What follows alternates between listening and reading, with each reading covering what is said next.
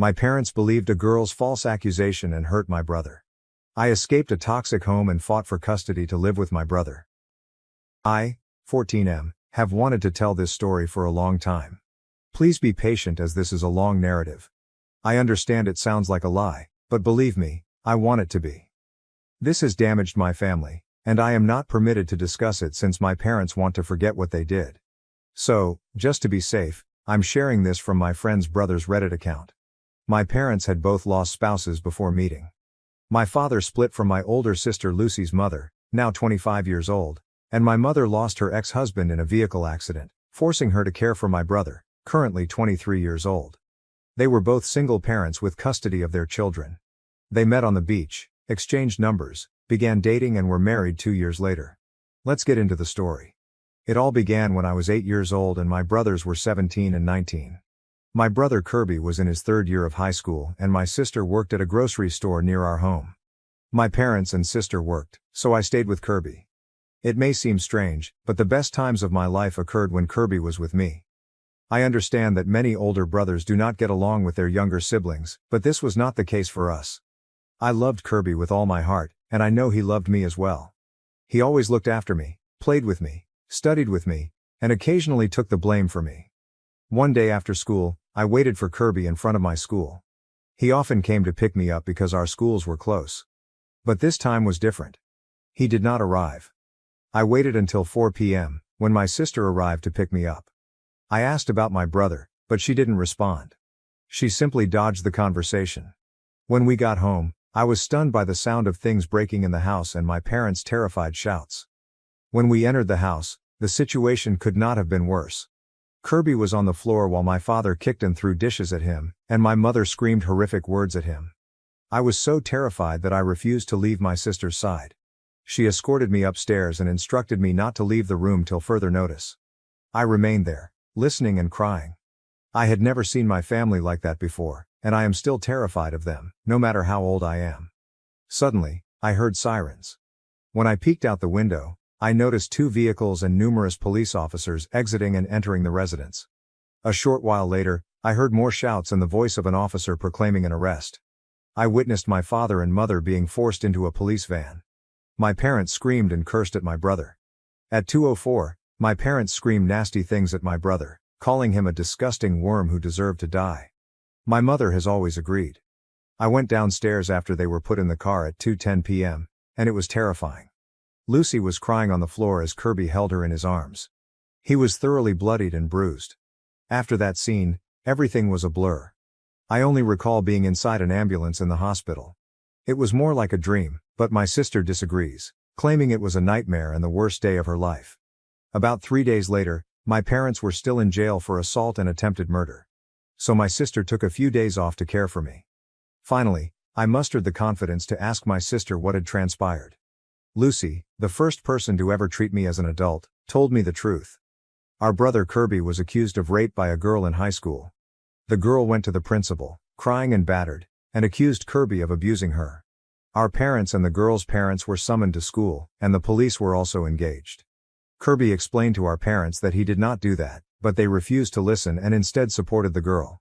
So when the police stated they would investigate and do tests, Kirby and the daughter were free to return home. Then something happened. My brother is now in the hospital and he is at risk of developing serious physical difficulties as a result of the abuse. The next day, the police summoned my sister to the police station, where she was required to accompany me. But what they told us was alarming, to say the least. Karen appears to be the girl who filed the report. Karen, if you see this, please know that you are the most horrible person I know. I hope you burn in hell, bastard. You have devastated our life. You filed a bogus report since she and Kirby despised each other at school. And after another fight between the two, she injured herself and planned to claim he hit her. However, the plot evolved to a rape in the hopes that she might expel my brother from school. However, she made a mistake and told her pals about it on a video call, causing them to chuckle. What she didn't expect was for everyone to turn against her, with the exception of her best friend, who had been sexually abused as a child and was never believed until lately. Karen's former closest friend went to the police station, told them everything, and managed to videotape some of the conversation. After the piranha confessed, the cops questioned Karen. And for fear of being arrested, She spoke the truth. My sister was pissed off. She wanted to kill Karen at the time, but the police talked her down, telling her that Karen's parents would have to pay a fee for the false charge and defamation. My sister thought it was fine, but not sufficient. When we returned home, our parents were present. And as soon as my sister spotted them, she exploded, shouting about everything that had transpired at the police station. They listened in silence, becoming more startled with each sentence. My mother was already in tears by the time my sister finished, and my body remained paralyzed. Then he did the worst thing. He said, "Are you sure about this?" That was the worst use of words I've ever heard. Lucy delivered a lengthy lecture on how they were awful parents for believing in that circumstance without any proof. And my father tried to rationalize that the girl's words were really valuable. But my sister did not contest it, claiming that without evidence, words were meaningless. I understand that many raped persons are labeled as liars when their allegations are unproven, but this instance is different. Karen lied and fooled everyone for petty reasons.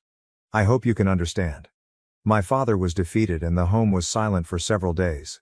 It was not the same without Kirby. He was the soul of the house. He was kind and friendly to practically everyone. He always provided us joy. I still don't understand how my folks were so easily seduced by Karen. I despise them for that, and I will never forgive them for their actions. Kirby awoke after a long time, only to find himself in horrible health. To give you an idea, his jaw was fractured, he lost 60% vision in one eye, his arm and wrist were broken, his ribs were severely wounded, and he narrowly avoided puncturing his lung. His leg was so severely wounded that he would never be able to walk normally again without assistance. It also caused him to experience post-traumatic stress disorder, sadness, and anxiety. My brother was never the same. He is still in serious pain and requires a lot of controlled medicine. He didn't talk for weeks, and when he took out the gadget that held his jaw in place, it didn't change much. He only responded when we asked a question. When he was hungry, he didn't say anything and he frequently burst into tears. I believe it was due to the trauma. I wanted to hug him, but his injuries were so terrible that it was dangerous. My parents tried to visit my brother several times. My mother begged and my father tried to push us to accept them. But my sister prohibited them since she knew my brother didn't want to see our parents. And she told them that, but it wasn't sufficient. My mother was unable to visit him one day due to work, but my parents viewed this as a chance to pay my brother a secret visit. I believe their thoughts would be something like this.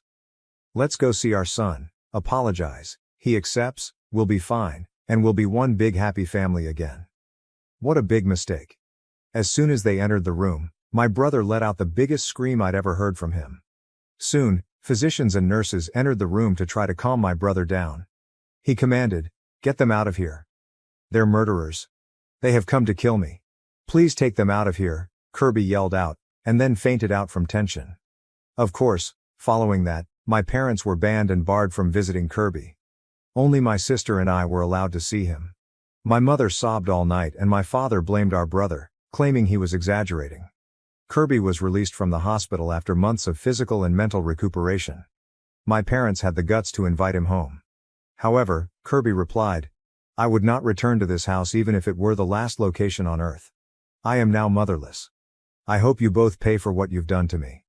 Kirby moved to live with his paternal grandparents, who had no idea of the circumstances before then. They took preventive precautions against our parents. He welcomed my sister and me to visit him at any time, and we did. In fact, I spent more time with him than my parents at home. The final straw came during a family party, when we discovered that my father had lied to our entire family. He informed them that Kirby had dropped out of school to live in a drug-infested environment and had fled home, taking his belongings and the money they were saving for my college. But my parents didn't earn that money. Kirby and Lucy were the ones who raised it for my tuition. Kirby had done several odd jobs and was now saving because he believed I deserved a better future. My sister and I were furious. We informed our family the whole truth and they were startled and unhappy with our parents.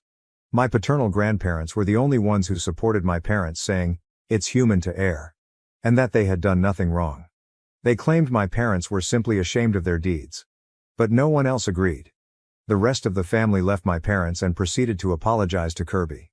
Fun fact, the next day, Kirby contacted me, perplexed. He wondered why folks he hadn't spoken with in months suddenly came to apologize to him. Karen's parents arrived at our home a year after the incident occurred. They inquired whether Kirby was home, and when we responded no, they apologized for what had transpired before leaving.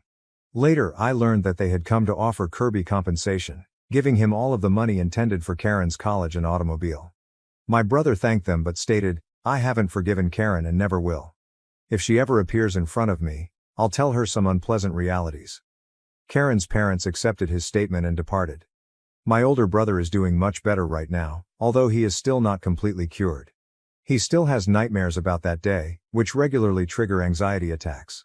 Someone should go to him and calm him down. I want to be there for him, help him, and get away from the toxic world we live in. That is why I have opted to move in with Kirby initially. I spoke with my brother. He was hesitant at first, but eventually accepted the idea and told his grandparents, who consented. I also chatted with Lucy, who felt it was an excellent idea. However, when I spoke with my parents, the tale was completely different. My mother burst into tears, and my father got hysterical, claiming that everyone had already abandoned them and that his youngest son would do the same. I became upset and informed him that I had already abandoned him that fateful afternoon and that he would never accept me back. My father, a guy in his 50s who had always said that sobbing was for sissies, began wailing like a baby. He explained that he had already lost everything and did not want to lose me as well. I couldn't bear the situation, so I left the house and went to a friend's house to vent. My friend admonished me, telling me that I shouldn't forsake my parents like that. His older brother, Steve, the creator of this Reddit account, interfered and begged him to quiet up, claiming he knew nothing. Steve informed me his brother had a poor mind and pushed me to seek further viewpoints. He introduced me to Reddit and suggested that I post my question here. So gentlemen, what should I do? Update 1. Well, a lot has happened since my initial post here. I had a question, but I'd like to thank everyone for helping me make up my mind. Thank you so much for your encouraging words, and thank you to Steve, the owner of this account, for his support as well. Let's get started. I ended up fleeing my home since my parents banned me from leaving.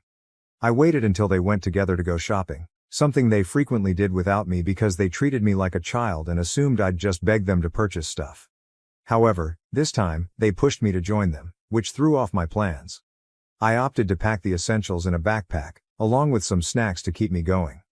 As soon as we were to the market, I wanted to use the restroom. Fortunately, my parents were so preoccupied with how the price of food had risen that my father simply instructed me to leave and return shortly. Plot twist, I did not come back. I dashed out of the market and boarded the bus closest to Kirby's grandparents' home. When I arrived, Kirby's grandma welcomed me and encouraged me to relax while I waited for Kirby and his grandfather to return home. When they arrived, I informed them what had transpired, including what I had posted on Reddit. My brother's reaction was not what I was expecting. He stated it was highly irresponsible of me to flee, that it was risky, and that something terrible could have happened. It may sound strange, but I enjoy it when he scolds me. Unlike our parents, he genuinely cares about me. I could be gone for 3 days and they would not notice. In truth, it had happened previously. They simply became enraged when they discovered this. I took the scolding well and asked if I could stay. My sibling commented, "You will come back here even if I send you back to their house, so you better stay." I was overjoyed and hugged him.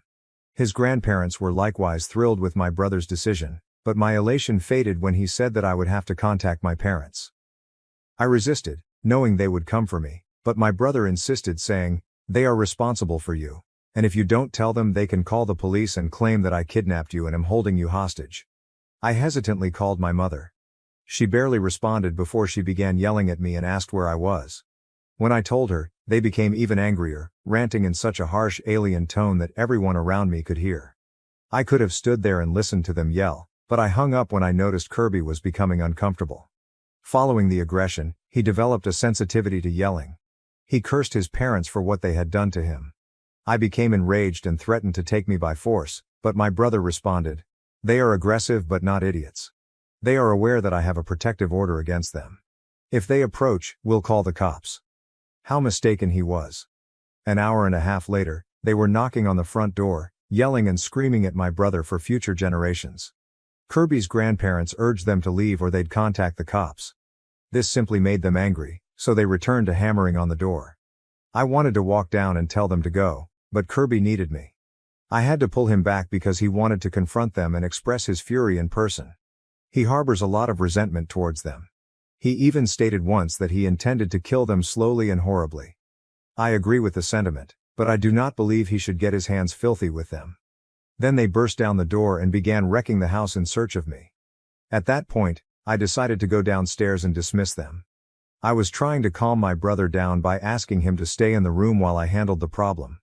My mother let out the greatest scream I'd ever heard, and my father went silent. After persuading my brother to remain in the room, I went downstairs, and the situation could not have been more gloomy. My father was sprawled on the floor, shivering, while my mother stood over him, screaming and calling out to him in vain. I noticed that Kirby's grandfather was clutching a taser. I believe we all know what occurred, right? When my mother saw me, she screamed, "Look what they did to your father, call the police. They should be arrested." I replied that if I called the police, she and my father would be arrested for violating the protective order. She ignored me and kept screaming, insisting that we call an ambulance for my father. We disregarded her, suggesting that once my father healed they should leave and never return. When my father finally returned to his senses, he was unusually silent, defeated and beaten. My brother quickly appeared downstairs. My mother instantly assaulted him verbally, resulting in a heated argument. She began blaming him for everything, claiming he was the reason all of our family had abandoned her and that her children had turned their backs on her. She blamed herself, claiming that she was an innocent woman who went to church every Sunday and did not deserve to go through this. I'm not sure what she meant by it. Nobody would feel sorry for her simply because of that. Kirby remained mute throughout her screaming crises, but she eventually crossed the line. She stated that he was meant to apologize to them for destroying their lives and inform everyone in the family that he had forgiven them. That was the limit. Kirby, furious, slapped her so hard that she tumbled on the ground. My mother began screaming again, but Kirby told her to stop or he would crush her teeth with the base of the cane. He screamed, letting out everything he'd been holding in for years, how unhappy they were, how they dug their own graves, and how they didn't deserve anyone around them. He further stated that when they died, he would make a point of peeing on their coffins. My mother became enraged and attempted to punch Kirby, but I shoved her against the wall. She began ranting at me as well, claiming I would go to hell for abandoning her and referring to me as a dirty lesbian who would also go to hell. For perspective, I am bisexual, and I made the mistake of informing my parents. Surprisingly, my father was fine with it, but my mother was furious, claiming I was destined and even forbidding me to be bisexual. She introduced me to her church friends' daughters, which made them uneasy. The strange thing is, when I told my brother, he just remarked, "So, you give me a nephew? Let's stay cool." My brother then began demanding them to leave and pay for the damage they had done to the house, or we would file a complaint. My mother laughed, stating that I wouldn't have the bravery to report my own mother. I replied, "What I have most is courage, and I would have the satisfaction of seeing you arrested again." She made excuses, claiming we didn't have proof, but my brother shut her down, pointing out that we had fingerprints, video evidence, and even footage from security cameras. It took her a long time to accept defeat, but they eventually left. But my brother wanted to add one more jab. As my mother entered the car, Kirby exclaimed, "Hey, I wish you could have died in my father's place." In response, she flashed him the middle finger and screamed as she climbed into the car, making my brother laugh, a triumph laugh, as if he had just won a long round of his favorite video game. Soon later, our sister called to say our mother had informed her she had been assaulted by Kirby and needed to bring me home to fix me. My sister, on the other hand, expressed her pride in me for standing up to them and joked that Kirby should have broken the cane over their heads. Now I'm living with my brother, as I've always desired, and it's been amazing. He's determined to acquire custody of me and has threatened our parents to give it to him in any manner. My mother is resolute, stating that she will not leave me with an abuser. She presumably thinks I am bisexual because my brother molested me. How crazy is that? I believe it is only a matter of waiting for her to succumb. For the time being, everything appears to be proceeding as planned. I had a passionate talk with my brother before he fell asleep.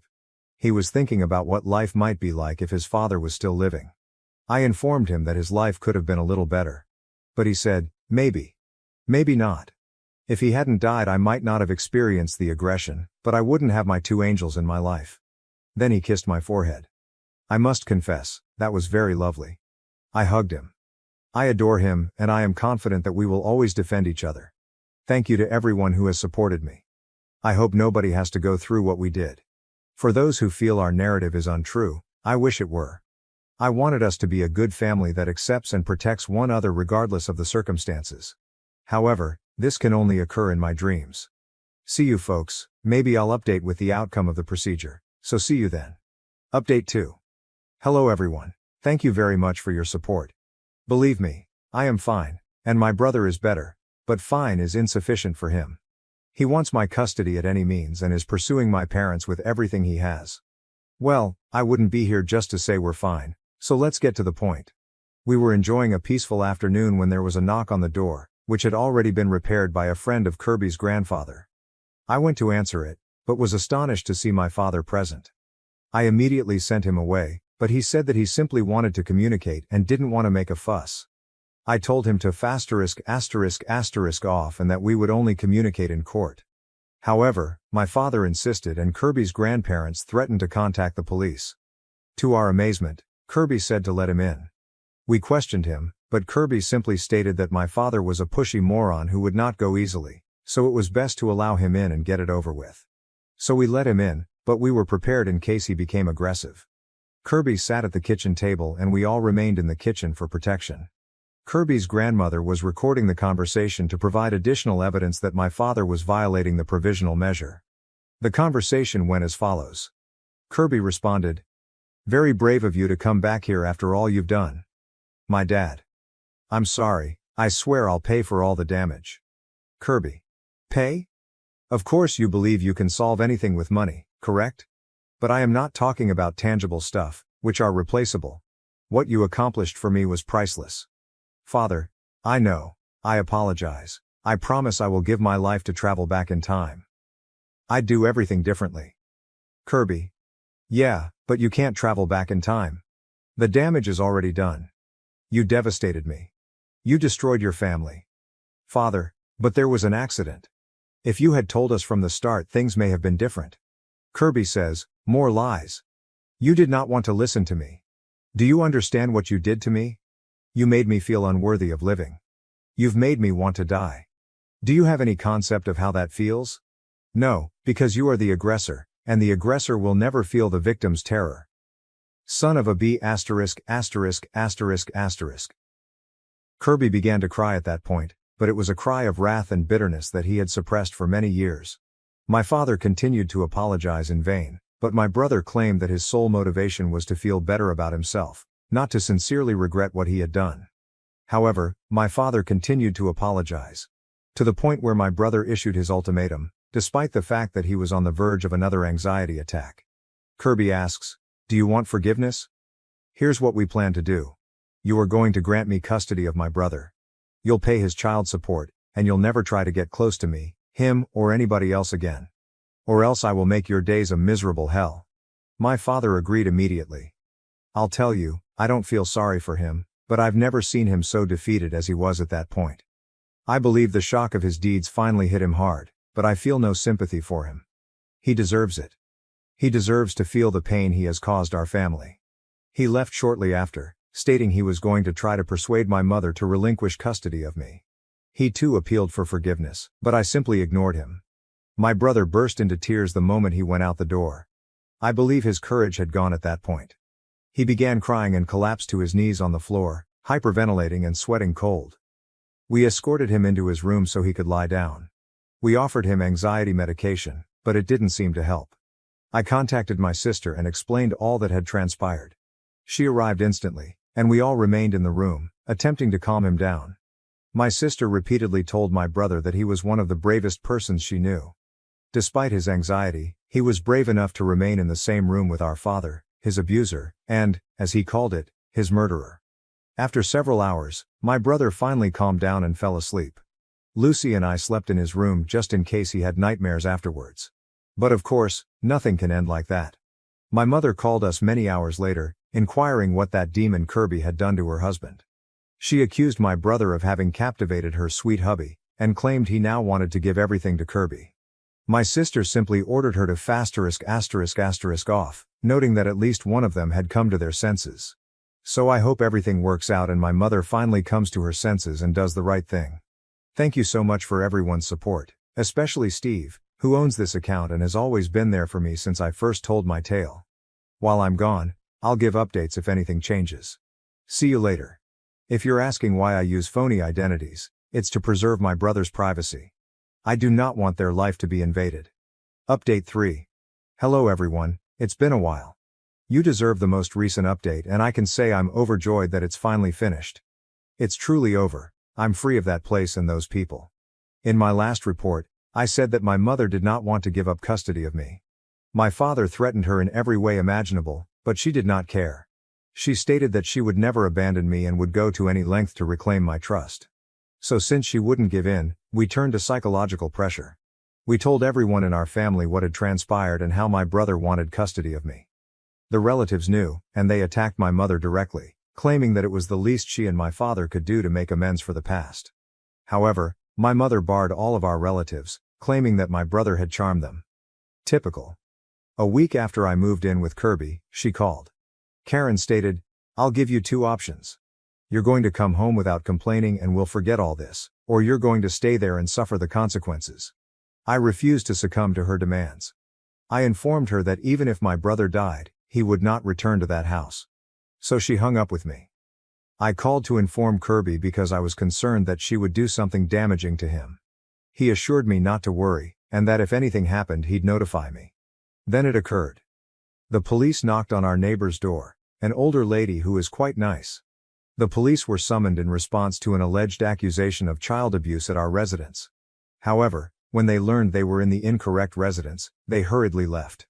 I pulled things together. My mother had phoned the cops. But she's gone so far that she misplaced our address, directing the police to the wrong residence.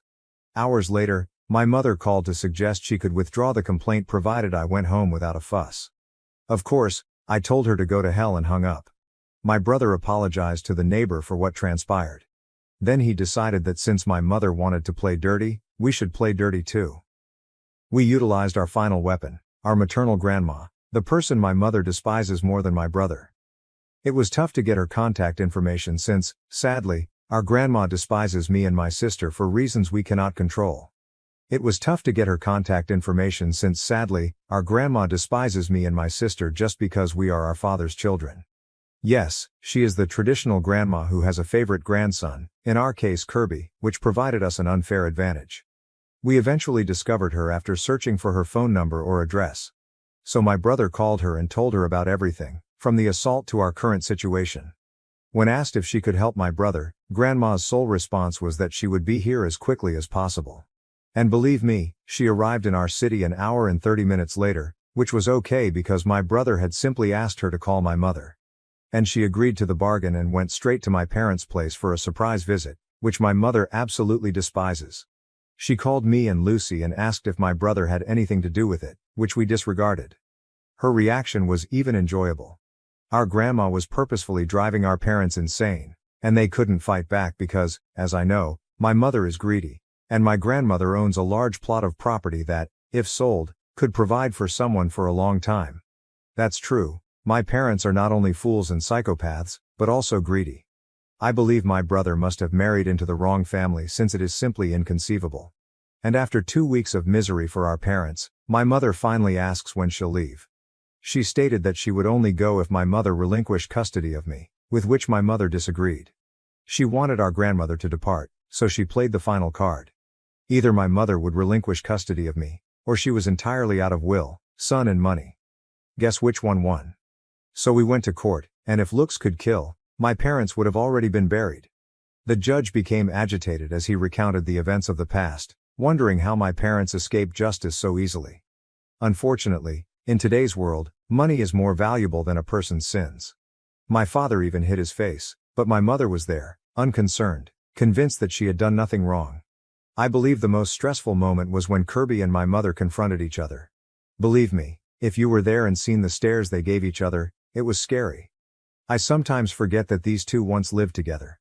My mother may appear regular and friendly, but she is deceptive and manipulative. If you do or say something she disagrees with, you are perceived as a threat and heavily reprimanded for it. My brother, on the other hand, is so open-minded that it nearly scares me. He can make friends with just about anyone. If you see a young man with a cane and smiling and waving, it's probably my brother. So why can't I grasp how these two contradicting beings share the same body? Returning to the process, it was both complicated and speedy. After all, my parents were unwilling to fight for me, So our lawyer reached an agreement in which I would live with my brother and my parents would be required to pay a very significant alimony. My mother questioned why they had to pay child support since I was now my brother's responsibility, but my father and grandmother advised her to shut up and accept the deal. We eventually obtained it after a long and stressful process. Now I can live with my brother and they will have no control over me. I erased my parents' contact information exactly 30 minutes after receiving the results. I don't need it anymore. They will now become a part of the past that I would like to forget. But wait. There's more. Our granny had an epiphany before she went. My mother had never been mentioned in the will. Our grandmother took her away soon after she married my father. It was even funnier. She essentially swapped it for something she'll never have. My brother is the only person mentioned in her will, which is fantastic in my opinion. Our brother Kirby got all he wanted and deserved. I'm not sure if I call it divine justice or whatever, but he deserved it, and we couldn't be happier about it. I'd like to thank everyone on Reddit and the owner of this account. I'm glad you helped and guided me during this difficult time in my life. And now there's a happy ending. Even more personally, I hope I won't have to return here until absolutely necessary. Thank you for watching. If you haven't subscribed yet, please do so and hit the notification bell to stay updated with more shocking real-life stories happening around you.